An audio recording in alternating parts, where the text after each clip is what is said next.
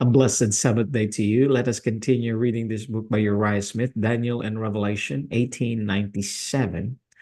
We are now reading Revelation chapter 2, verses 12 to 17, the comments by Uriah Smith. Our Father, thou art in heaven, and on your right hand is your Son, Jesus, our Messiah. I pray, Father, that your Son will be sent to come again in this world so that we will be delivered and saved. Oh, Father, have mercy upon all of us. I pray in the name of your only begotten divine Son, Jesus Christ. Amen. Uriah Smith comments at Antipas that the class of persons is referred to by this name and not an individual. There is a good reason to believe, for no authentic information respecting such an individual is now to be found.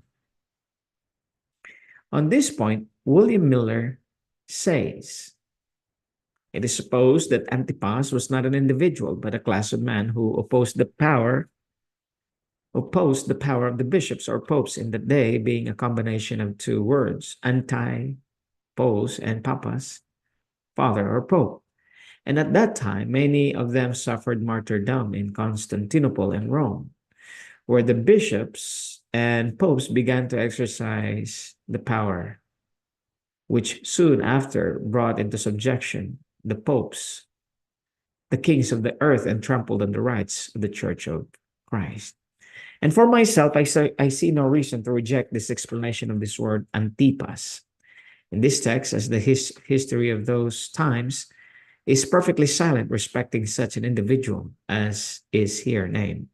Well, Miller's Lectures, pages 138, 139. Watson says, ancient ecclesiastical history furnishes no account of this Antipas. Dr. Clark mentions a work as extant called The Acts of Antipas, but gives us to understand that it is entitled to no credit. The cause of censure. Disadvantages in situation are no excuse for wrongs in the church. Although this church lived at a time when Satan was especially at work, it was their duty to keep themselves pure from the leaven of his evil doctrines.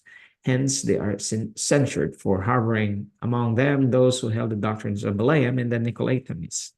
See remark on the Nicolaitanists, verse 6.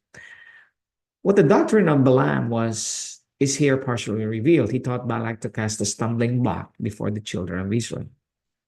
See a full account of his work and its results in Numbers chapters 22 and 25 and 31, 13 to 16. It appears that Balaam desired to curse Israel for the sake of the rich reward which Balak offered him for so doing. But not being permitted by the Lord to curse them, he resolved to accomplish essentially the same thing, though in a different way. He therefore counseled Balak to seduce them by means of the females of Moab, to participate in the celebration of the rites of idolatry and all its licentious accompaniments. The plan succeeded. The abominations of idolatry spread through the camp of Israel.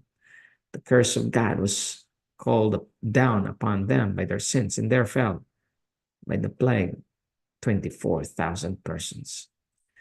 The doctrines complained of in the church of Pergamos were of course similar in their tendency, leading to spiritual idolatry and an unlawful connection between the church and the world. Out of this spirit was finally produced the union of the civil and ecclesiastical powers, which culminated in the formation of the papacy. We'll read the next comment the next time. May God